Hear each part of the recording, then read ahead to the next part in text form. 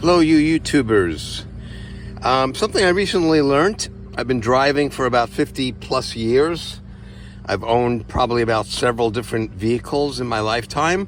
And I never knew that, like most air conditioning systems, like the one in your house, they all use a filter to filter out the debris on the air coming into the car and dust. And your car has one, and it's pretty much easy to replace yourself.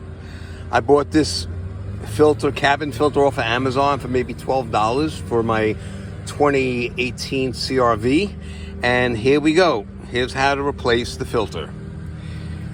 Most of the filters are located behind the glove box. On this model, you push it down. There's a latch right here that you push down to disassemble, and then you push the sides in and drop it down. And this is what you see. Here's the cabin filter. You simply pull that latch off, and there's your filter. The old one. Let's see if I can grab it, pull it out, and that's what it looks like. So not too dirty. Probably never been replaced. They recommend replacing these every 15,000 miles.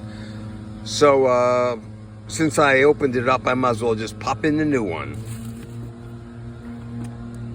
Airflow with the arrow down, pop it in,